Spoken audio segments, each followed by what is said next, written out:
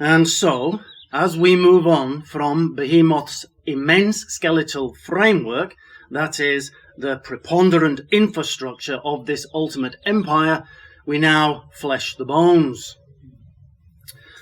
The text, standing as it is, reads thusly. In the King James, Job 40:16, Lo now, his strength is in his loins, and his force is in the navel of his belly. The first word that we'll home in on is this Hebreo-Aramaic word for power, koach. And this noun correlates perfectly with Greek ischos of the Septuagint, which means the same. And ischos appears to have come over from Hebraic chel, from that Hebrew text not now extant.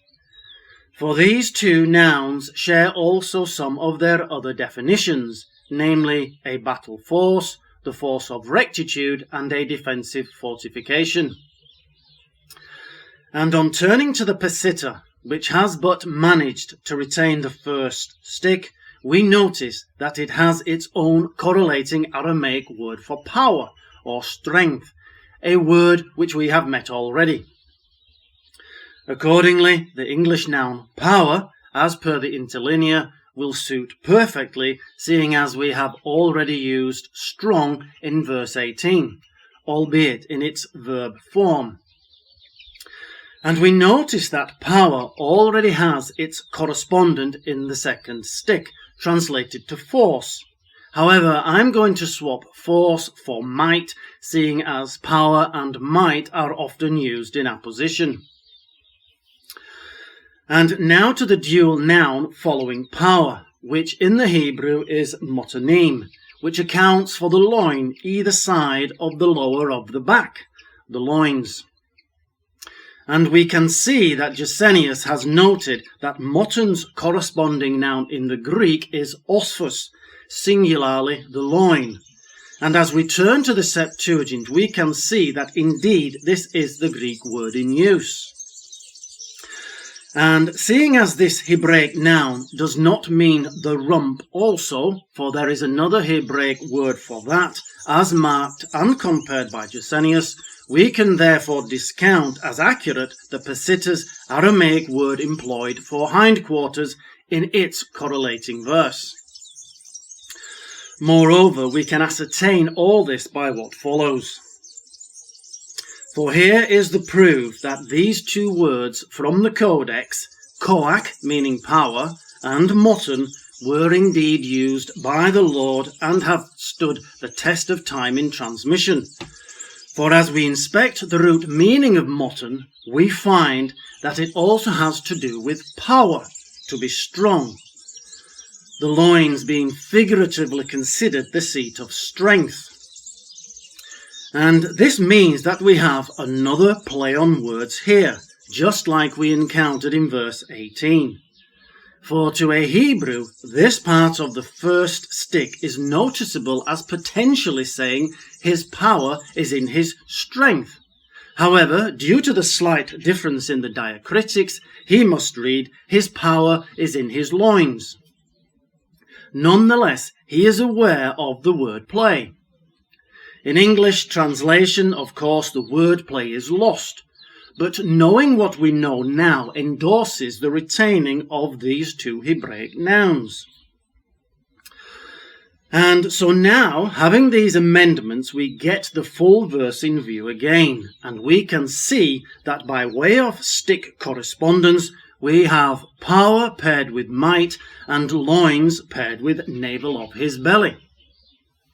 However, strength in the belly button takes some explaining. And so as we inspect navel of his belly, we notice that, although the Hebraic noun, beton, does indeed mean belly, even its usage supported by the Septuagint, in that its correlating Greek noun, gaster, means the same, the Hebraic noun for navel, sarir, that is the belly button, which is also supported by the Greek Septuagint, can mean by extension the whole belly.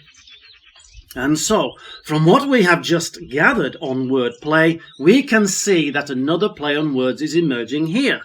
And sure enough, as we look to the root verb of sarir, that is sarar, we can notice that it can mean to be firm, to be hard. And so, instead of simply saying in the belly of his stomach, the Hebrew would have said, while diacritically indicated to do so, in the hardness of his stomach. But while being aware of the play on words here, again, this wordplay is lost in the translation into English. The drawback from this deduction, however, is that sarir, derived from sarah, meaning cord, hence umbilical cord, hence the navel, is a masculine noun. But the noun derived from sarah, meaning hardness, siriyut, is feminine, and would therefore require one of the two relevant terminations. In our case, the consonant t, which may have to be preceded by a vav. And as we notice that sarir occurs but this once in scripture, and then notice the trailing yod, it may well be that we have the unwitting truncation of the feminine noun resulting in the masculine. That is, the t got itself dropped while the vav got itself shortened to a yod. And as we review our three word plays, while adding the corresponding fourth from Job 40:18, thus yielding to us the full complement, then surely these evidences far outweigh the text being accurate as it stands in the Codex. Accordingly, our text is complete, for we have nothing else to work with. Or is it complete? Because although power corresponds with might, and perfectly so, and loins corresponds with stomach, anatomically so, might, pronounced own in the Hebrew, is not involved in the wordplay of the second stick, whereas its correspondent, koach, is involved in the corresponding first stick.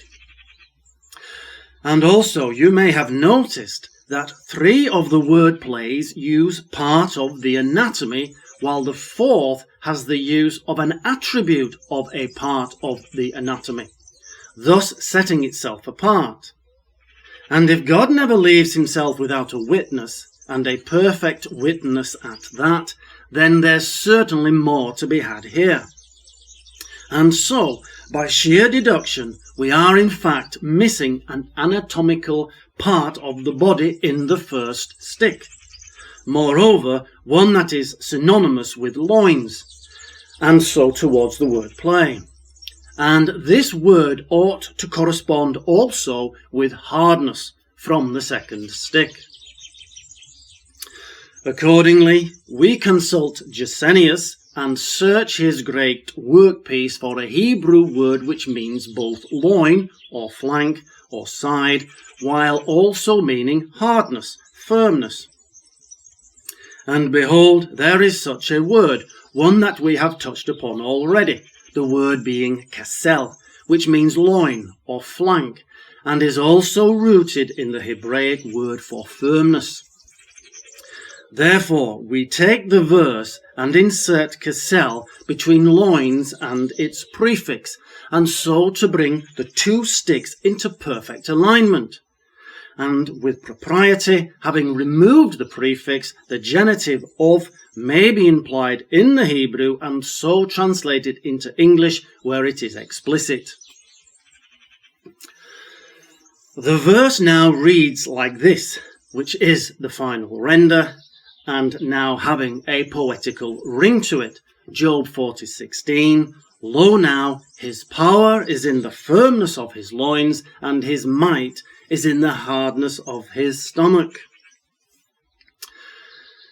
And to completely even up the wordplay, well, we can either involve koach and un to correspond with strong of verse 18, that is atzam in the Hebrew, in that both kasel and sarir can mean strong as well as firm or hard. We can simply note that atzam also means of a hardness. But anyway, the overall sense of the verse is about the ostensible prowess of Behemoth. For the Lord, who initially invited Joab to look towards Behemoth, now invites him to pay closer attention to Behemoth's muscular definition, for his muscles are patently hard, thus an indication of the immense power therein, both for defensive and the offensive potential.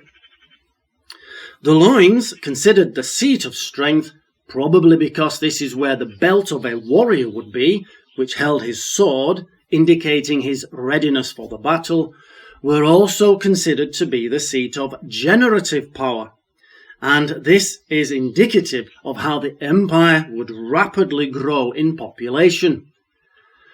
And the stomach has long been the show of resistive strength to any man, for although he has obvious offensive power by his chest and biceps and other defined muscles, his stomach exhibits that he can take a hit also. And this show of strength is enough to dissuade any would-be contender, for no other empire could successfully broadside our Behemoth, for his loins are unyielding and supremely ready for the battle. Neither can a kingdom target his underbelly to any avail, generally considered the softer part of an animal, for his stomach is just as adamant and shows that he can take any would-be contender's blow.